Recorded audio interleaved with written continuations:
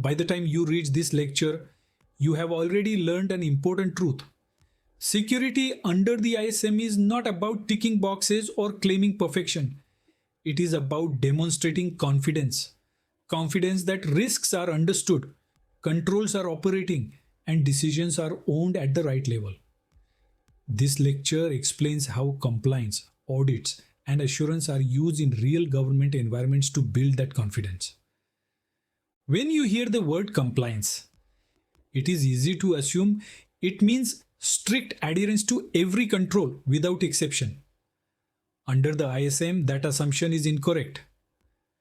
Compliance does not mean everything is implemented. It means everything is understood, justified, and governed.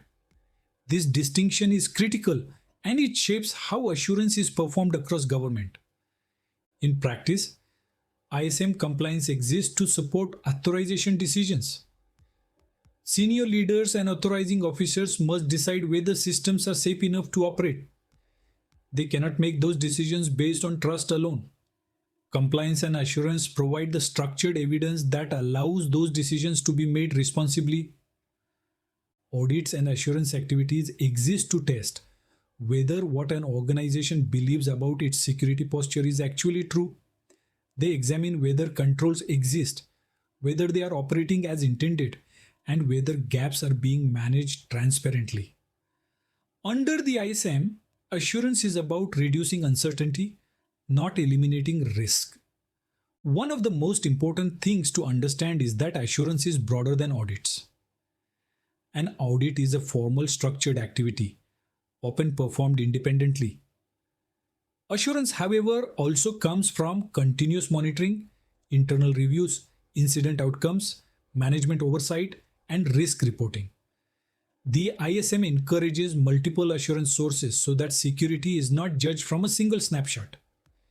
In real government environments, ISM compliance is usually assessed through a combination of internal self-assessment and independent validation. Teams assess their systems against ISM requirements, identify gaps, document risks, and record how those risks are treated or accepted. Independent assessors then review that work to confirm its accuracy and completeness.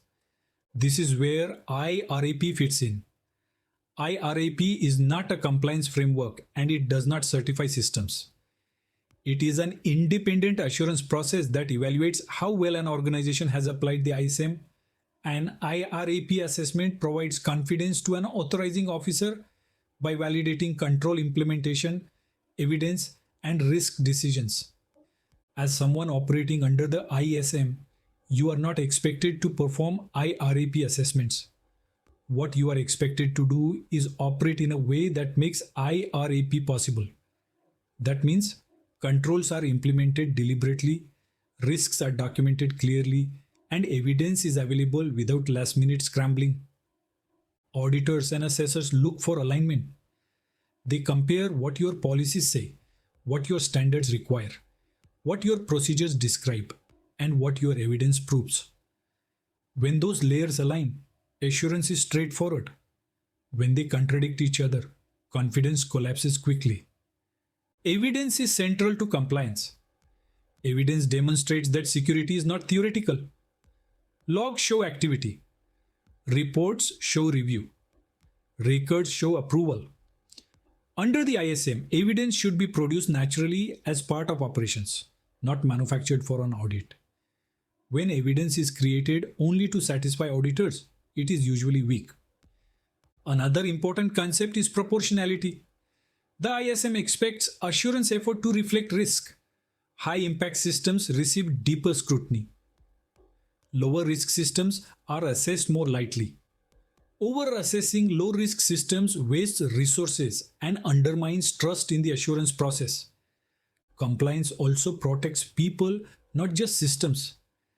When controls, risk, and decisions are documented and reviewed, individuals are less likely to be blamed unfairly after incidents. Accountability becomes structured and shared, rather than personal and reactive. This is a core governance benefit of the ISM. You should also understand that audits are point-in-time activities, while security is continuous. Passing an audit does not mean risk disappears. It means that at a specific moment, controls and governance were operating as expected. Continuous monitoring, review, and improvement are therefore essential. In mature government environments, audit findings are not treated as failures. They are treated as inputs to risk management. Findings feed into remediation plans, investment decisions, and capability improvements. The ISM expects organizations to learn from assurance, not defend against it. Another common misconception is that compliance slows innovation.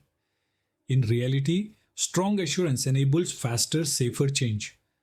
When governance, risk, and evidence processes are mature, organizations can adopt new technologies, including cloud services, with greater confidence. The ISM supports innovation by providing structure. You should also recognize that assurance supports trust beyond the organization. Central agencies, oversight bodies, and partners rely on assurance to understand systemic risk across government. Transparent compliance strengthens collective defense and national resilience. The most important mindset shift you must make is this: compliance is not something you do for auditors. Compliance is something you do so leaders can sleep at night knowing risks are visible and managed. Auditors simply validate that reality. When compliance, audits, and assurance are approached this way, fear disappears. Audits become conversations, not confrontations. Findings become opportunities, not threats. Security maturity increases steadily rather than in cycles of panic. The key takeaway from this lecture is simple. ISM compliance is about confidence, evidence, and accountability, not box ticking. Audits and IRAP assessments exist to support informed decision making, not to catch people out. When you understand compliance this way, you stop seeing it as overhead and start seeing it as one of the most powerful governance tools government has to protect systems, services, and the public they serve.